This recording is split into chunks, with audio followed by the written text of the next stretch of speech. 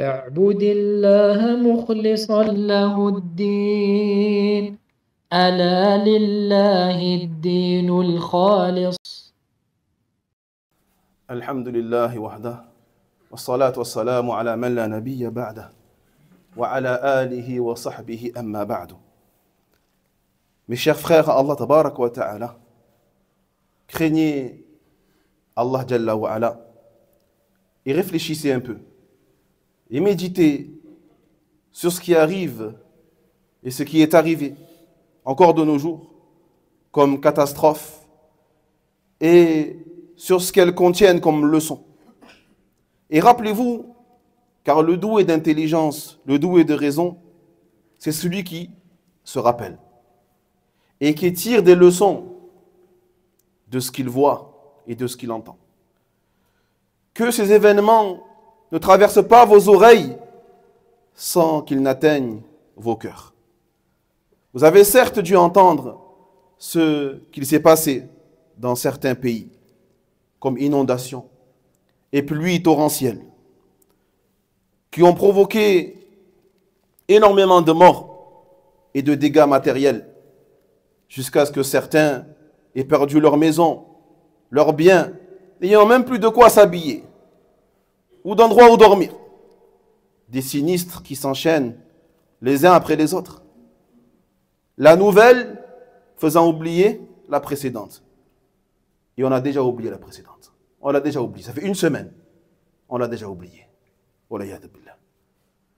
Cela ne rappelle-t-il pas ce qui est arrivé aux communautés précédentes et ce qui a été relaté par Allah tabaraka wa ta'ala dans son Al-Qur'an, afin que nous tirions des leçons, afin que nous tirions des enseignements?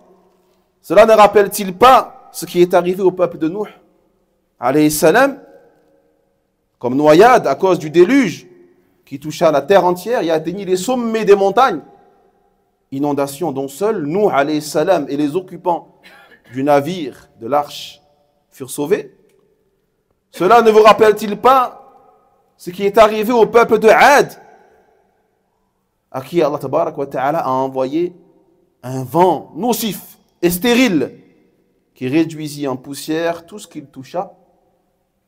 Cela ne vous rappelle-t-il pas ce qui a touché Pharaon et son armée, khwati fillah, lorsqu'Allah tabarak wa ta'ala les noya dans la mer jusqu'au dernier, en un seul instant? Cela ne vous rappelle-t-il pas ce qui est arrivé à Saba, les rois du Yémen, et son peuple qui était dans des délices immenses dans leur pays, des provisions grandioses, l'abondance dans les récoltes, les fruits, un beau pays, masha'Allah. Mais lorsque Allah tabarak wa ta'ala envoya vers eux les messagers, alayhim salatu wassalam, leur ordonnant de manger la subsistance de leur Seigneur et de le remercier et de l'uniciser dans l'adoration et de délaisser l'adoration des autres fausses divinités parmi les idoles et autres créatures, ils rejetèrent cet ordre-là et firent preuve d'ingratitude vis-à-vis des bienfaits d'Allah. Allah Jalla wa ala alors les châtia en envoyant sur eux le torrent du barrage qui fut démoli et l'eau engloutit tout ce qu'ils avaient. Leurs terres, leurs plantations furent arrachées, ainsi que les arbres, ainsi que leurs maisons, leurs demeures, leurs remparts furent démolis, leurs châteaux, leurs biens, leur culture, tout. Après la gloire, ils ont goûté à l'humiliation. Après la force, ils ont goûté à la faiblesse. Après l'union, ils ont goûté à la division et la dispersion en un seul instant. Et leur société fut exterminée et terrorisée après avoir connu la sécurité et la puissance sur terre. En conclusion, mes frères, si nous méditons sur ce qui se produit comme catastrophe et faisons le lien entre elles et leurs homologues, parmi ceux qu'Allah tabarak wa ta'ala cite dans son livre, tu t'apercevras que la sunna d'Allah tabarak wa ta'ala ne change pas, wallah. Ça ne change pas, ikhwati fillah. Ça a toujours été comme ça. Dans le sens, Allah tabarak wa ta'ala le dit lui-même, Telle est la sunna d'Allah pour ceux qui ont précédé, et la sunna d'Allah demeurera à jamais, immuable. Et ce qui s'est passé ces jours-ci, dans certains endroits, est la plus grande preuve de la toute-puissance d'Allah subhanahu wa ta'ala, qui dispose les choses comme il l'entend. Et cela fait partie des choses qui doivent nous faire méditer, réfléchir et nous repentir. Wallah. Et nous repentir à Allah Jalla Jalalu de nos manquements, de nos péchés, afin que nous ne soyons pas touchés par ce qui les a touchés. Car en effet, les péchés impliquent la fin des bienfaits. Les péchés sont une des causes de la disparition des bienfaits d'Allah Ta'ala sur toi. Sont une des causes de la descente de son châtiment et la démolition des terres, des cultures, des maisons et de la sécurité. Et comme vous l'ignorez sûrement pas, nous faisons preuve, tous parmi nous, d'un grand laxisme dans la religion d'Allah Ta'ala. Nous avons délaissé la prescription du bien et la proscription du mal, jusque dans nos propres maisons.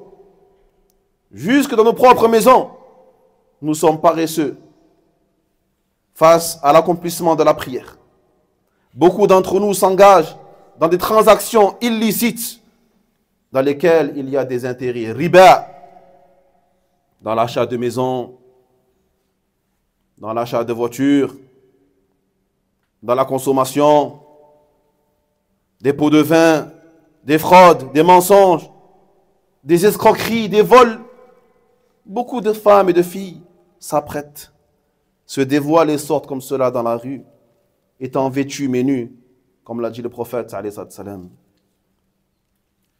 Et également, les instruments, les chansons, la musique s'entendent et s'élèvent dans de nombreuses maisons et d'endroits fréquentés par les musulmans. Tout ceci et plus encore se produit dans nos pays et dans beaucoup de nos demeures et nos maisons, nos foyers, nos familles, sans que nous ne les désapprouvions. Sans que nous ne les désapprouvions. Sans que nous ne redoutions d'être atteints par ce qui a atteint les autres comme punition. Craignez donc Allah tabaraka wa ta'ala, mes frères et mes sœurs, et repentez-vous à lui. Il rectifiera ensuite ce que vous aviez en vous, mais c'est à vous d'abord de rectifier cela avant que ce ne soit trop tard, car nous courons un grand danger par Allah tabaraka wa ta'ala.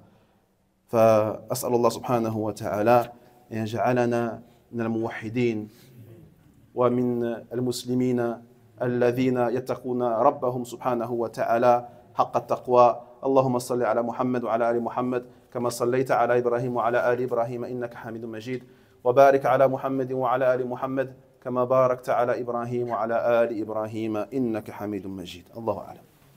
وينجي الله الذين اتقوا بمفازتهم لا يمسهم السوء